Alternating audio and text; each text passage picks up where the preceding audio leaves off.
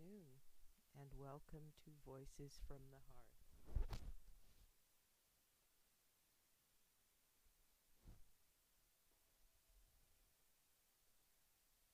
Today we are speaking with Matthew, a young man who volunteers his time and energy to several community projects.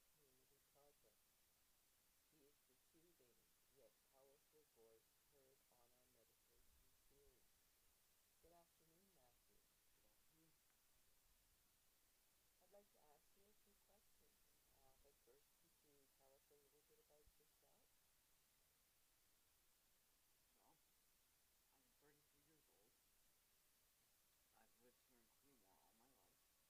in Claremore all my life, and I was born with cerebral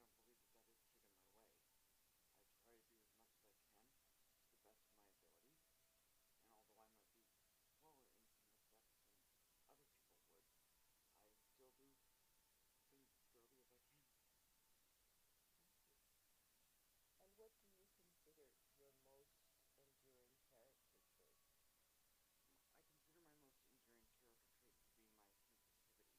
Thank you.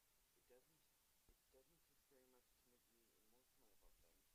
I consider my most enduring character trait to be my sensitivity. It doesn't take very much to make me emotional about things, or to make me think about things. And even when I get in a confrontation with someone, or if I get annoyed or irritated, even though I may look strong in the moment, afterwards I'm always thinking to myself, oh, how could I have done that differently?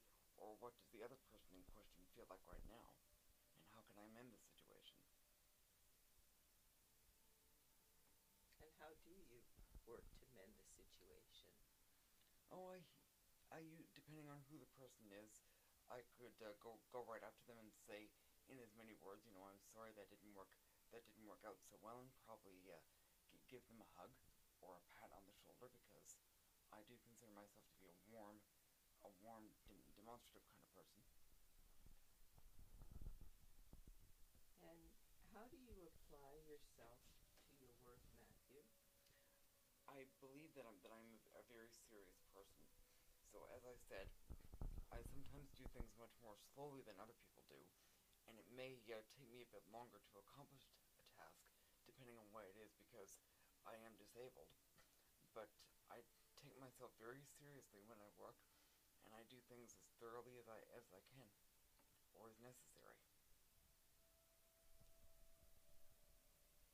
And what gives you the greatest sense of accomplishment?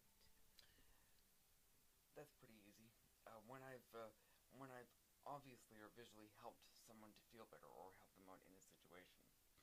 So if someone is feeling down on their luck, or if they're feeling stressed out about something, and they just want to come up and talk to me, or if I come and talk to them, and then after the fact I find out from another person that the talk that I had with them has motivated them to go forward, or to make them feel better about the situation, that's what really makes me happy.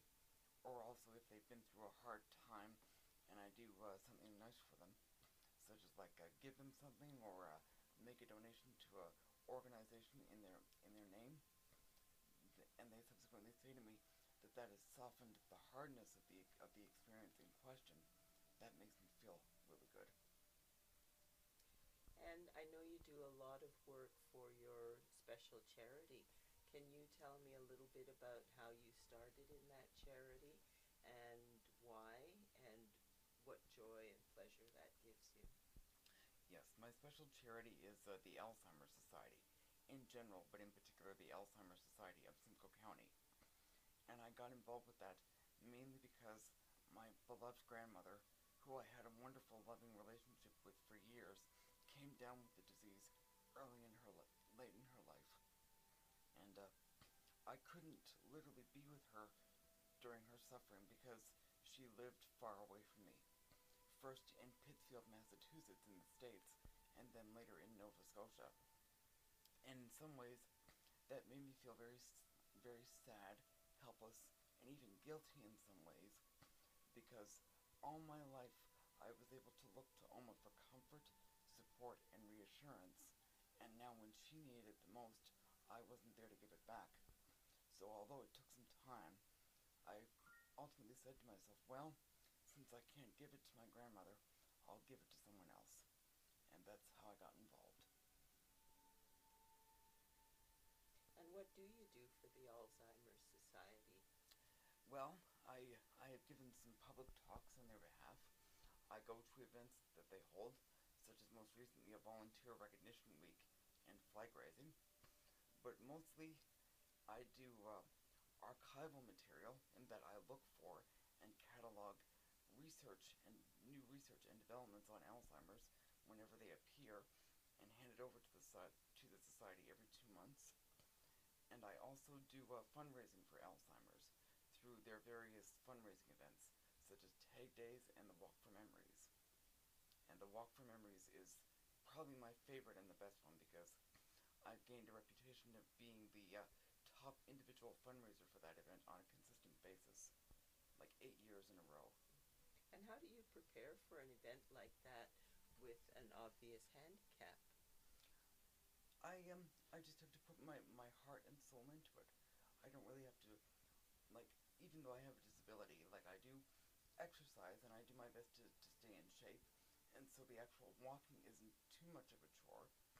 But as to the fundraising, I just have to basically apply the tools that are given to me, namely, of course, in person, the in-person pledge, and asking if people would like to help out, and also online.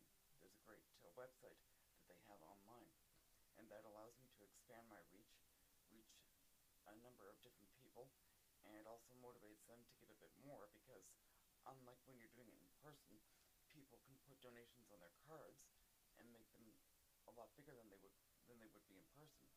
So take those two things together, and they all add up. Very nice. And what are some of your uh, future wishes? I guess that I would like to expand my reach even more. Like I would like to tell people and let them know that in spite of my disability, only being physical, I do have brains, I do have capabilities, and I want to help more and more people to feel better about themselves and to feel good, and also to find love eventually, because being being limited in my ways, that's been one of the most difficult things for me to do. And what are your future plans? Well, such as I would like to start a blog on various subjects. Like I would just start off giving them my little introduction, and then hopefully people would read that, and then they might be motivated to ask me further questions, and then so they would ask me questions, and I would respond, and we would talk about certain topics, and hopefully it would just go from there. Well, Matthew, thank you very much for spending this time with us. I appreciate your comments, and we wish you all success in your future. And of course, we will continue to enjoy your delightful voice on our meditation series. Thank you very much for having me. Thank you.